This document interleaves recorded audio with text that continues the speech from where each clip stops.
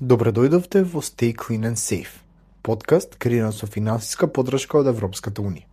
Тука споделуваме идеи, совети и приказни што ќе ни помогнат заедно да изградиме поздрави, побезбедни и почисти заедници.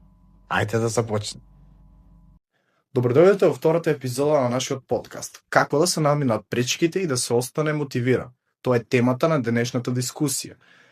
Целта на оваа дискусија е да дискутираме за предизвици и различни практични стратегии за одржување активен стил на живот. Денес говорници ќе ни бидат Кристина Гаштарова, која е економист и проектен координатор во Јутон Ворд, и Деспина Дели Петрова, која што е професор на Државниот регионален центар за стручно образование Колен Ехтенин и исто така младински работник во Јутон Ворд. Би сакал сега да ги поканам кратко да кажат која е нивната поврзаност со физичка активност и да споделат нешто повеќе за себе. Здраво, јас сум Кристина Гаштарова. Мојата врска со физичката активност е всушност истреност. Јас уживам во трчање, во редовното трчање, учествувам на речиси сите трки низ Македонија, најчесто на 5 километри. Сега се подготвувам за 10 километри, а во план ми е полумаратон и маратон. За мене трчањето не е само спорт, туку и начин да се поврзам со самата себе и да уживам. Така, значи, поврзаноста со физичката активност за мене представува дисциплина и еден ритуал, секојдневен ритуал кој не само што ме одржува физички здрава и психички здрава секако, туку едноставно представува поттик и енергија во денот, можам да ги сносам сите активности и сите пропратни рутини кои што доваѓаат со врските.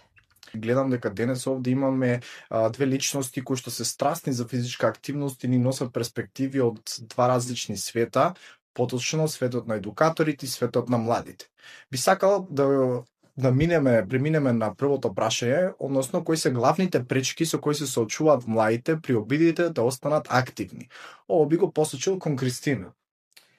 Да, јас мислам дека најголемата пречка денес е всушност недостатокот на време, или барем ние тоа така го доживуваме.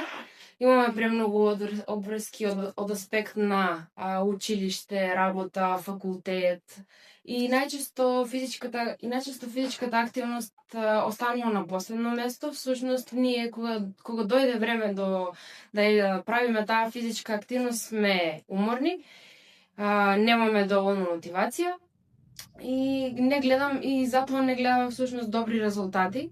Исто така, овде влија и недостигот на соодветни простори или ресурси. Не секој има пристап до спортска сала или место што е безбедно за вежбање. А најчесто, значи како главна пречка, јас го гледам менталниот замор. Тој игра најголемата улога поради тоа што ние едноставно немаме енергија после сите овие обврски. Благодарам, Кристина, но би сакала да ти поставам сега уште едно прашање кога веќе сме на оваа тема, односно како реално може да се надминат сите овие предизвици? Најпрво треба да се промени начинот на кој што ние гледаме физичката активност. Всушност тоа не мора да значи дека треба да одиме во теретана или да трчаме маратон, да дигаме тегови, да вежбаме со доста тешки машини и слично. Понекогаш и 20 минути прошетка, танц дома или кратка јога сесија се доволни. Сега јогата е доста актуелна. Друг начин е да си најдеме друштво, односно пријател или група што те мотивира. Кога вежбаме во група или кога шетаме со најблиските, се осеќаме убаво и тоа има доста големо влијание.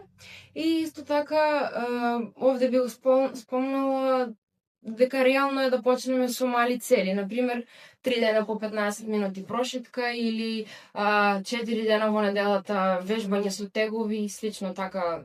Да почнеме со мали чекори. Но еве ја спомна мотивацијата. Па сакам да те прашам, што лично те мотивира тебе да бидеш физички активна? Покрај тоа што веќе спомна, како дружбата и слично. Мене најмногу ме мотивира чувството на вежбањето, она енергија која имаш и менталната леснотија што ја чувствуваш после вежбањето, после физичката активност. Не само што телото ми се чувствува подобро, туку и умот ми е појасен и полесен, односно сиот стрес што сум го собрала во текот на денот или во текот на претходните денови, на некој начин преку вежбањето успевам да го извадам од мене.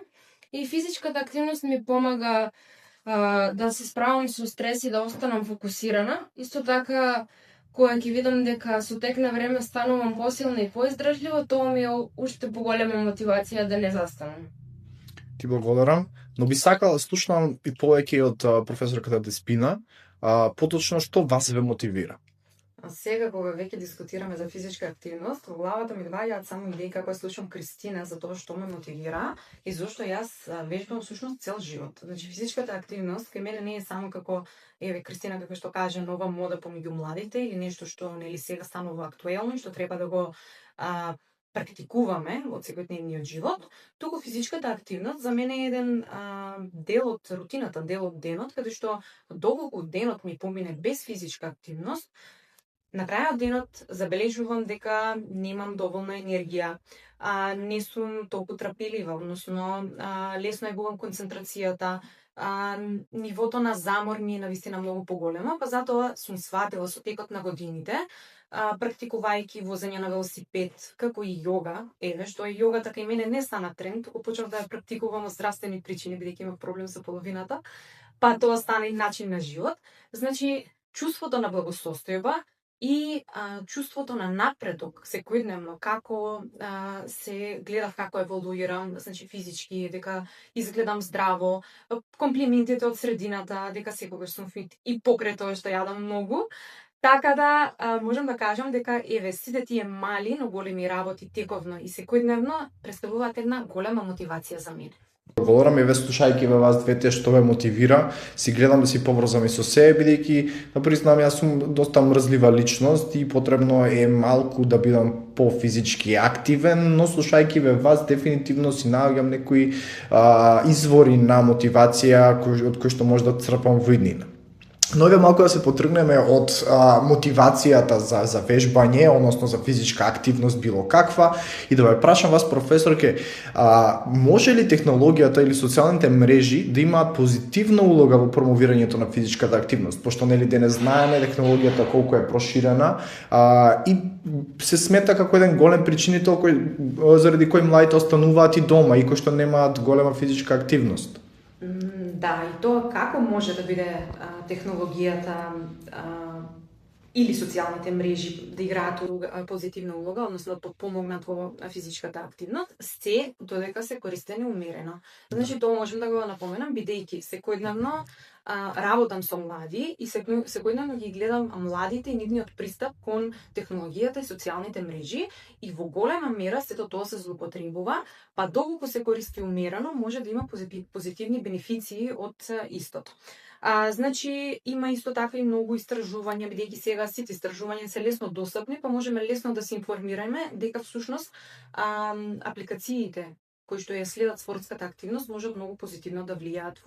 Исто така персонализацијата и повратната информација, односно тој повратен фидбек кој што го имаме од овие апликации, од смарт часовниците кои што ги носиме, не мотивираат и ни даваат некој буст, односно не поттикнуваат повеќе да бидеме активни, бидејќи знаеме сега конкретно кога ќе достигнеме одреден број на чекори, дека ни стигнала нотификација на телефонот, браво, денеска ги достигна потребните чекори, супер активна беше и така натаму, и тоа ни дава дополнителна мотивација да бидеме уште поактивни, па некогаш знаеме и дома, па и помеѓу пријателите, да се пофалиме, леле, денес имам 20.000 чекори, тоа е многу. Меѓутоа, се додека се користи умерено и се додека не станеме зависни од таа една мотивација што ја даваат тие паметни часовници, паметни телефони. Исто така тука би ја спомнала и социјалната поддршка како клучен елемент во надпреварувачкиот дух секако. Зошто? Затоа што лесно можеме да се организираме со пријателите, да поставиме тракер на една апликација која што ќе биде нели поврзана меѓусебно, па можеме да си ги мериме нашите спортски рекорди. Конкретно тоа го правиме со друштвото со кое што ние возам велосипед и многу е поинтересно на крајот кога ги сумираме сите тие параметри кој колку извозил. Предизвиците на кои што треба да се внимава е преголемата споредба. Значи, пред се да не се споредуваме со другите. Да се го правиме тоа за наше добро и за наш ментален склоп, односно да не гледаме другите како ги извршуваат активностите, туку да правиме умерени вежби кои што ни пријат на нас, значи да не се замориме и да се задишеме, па тоа да ни влијае лошо. Тука едноставно да си го слушаме телото и да се раководиме по еден наш терк. Ти благодарам, мислам дека ова беше доста богат одговор со многу информации кои би служеле на нашите слушатели, но јас кратко би сакал да дадам еден коментар за нешто кое што спомна за паметните часовници, дека денеска стана популарно и паметните часовници да те врегаат како друг тип на мотивација и доста од младите си подесуваат така часовниците да и даваат некои негативни дури коментари за тие да се потикнат да вежбаат. Истражете онлайн дефинитивно нешто многу интересно кое што е популарно денес. Многу интересен факт што го спомна и дефинитивно ќе го истражам. Баш ќе видам помеѓу моите ученици и млади како го прецепираат овој склоп и зошто би сакале да бидат демотивирани за да се мотивираат. Еве за крај, ви благодарам првично што споделивте сите многу добри мислења, поврзани со нашата тема, но еве сакам да ве прашам за крај на кратко да ни споделите, ако сте во ситуација дека треба да и дадете по еден совет на младите за тоа како да останат они активни, кој би бил тој совет? Еве да слушнам прво младинската перспектива од Кристина. Па јас би им рекла, не го комплицирајте. Активноста не мора да биде совршена или интензивна, секогаш движите се, секој ден на свој начин. Најважно е да го слушате своето тело, да најдете нешто што ве прави среќни и што сакате да го повторите утре. И некогаш малите чекори водат до големи промени. Ти благодарам. Еве професорке, вие што би споделиле на вашите студенти? Со оглед на брзиот и динамичен живот кој што го имаме, младите, па и учениците, студентите секако, верувам дека побрзуваат да фатат рокови за полагање или учење или така натаму. Советувам да интегрираат физичката активност во нивниот секојдневен распоред. Значи, колку и тоа и Кристина како што каже, колку и да биде кратко, сепак да направат подобро 1% отколку 0%. Секој ден ако даваат по 1% од себе, тоа значи дека на крајот од 100 ден тие ќе имаат 100%. Така, значи да користат време кое што инаку би биле неактивни. Значи, наместо да скролаат на телефоните, знам колку тоа може да биде предизвикувачки, колку младите се во искушение да не го чепнат телефонот и мајке 15 минути, сигурно ќе остане повеќе на телефонот, колку што би направил, не знам, некој склек или би истрчал 10 круга. Сепак нека се потрудат, бидејќи навиките се навистина моќна алатка и дисциплината која што ние ќе направиме со текот на времето, за кое што ние одговараме, односно ние сме свесни и ние треба тоа да го имплементираме во нашите секојдневни навики, е тоа што ќе остане понатаму во развивање на здрава, балансирана психофизичка личност. Ви благодариме што го слушавте подкастот на Stay Clean and Safe, проект финансиран од Европската Унија. Запомнете, мали чекори водат до големи промени во одржување на нашиот свет чист и безбеден. Чувајте се и останете безбедни.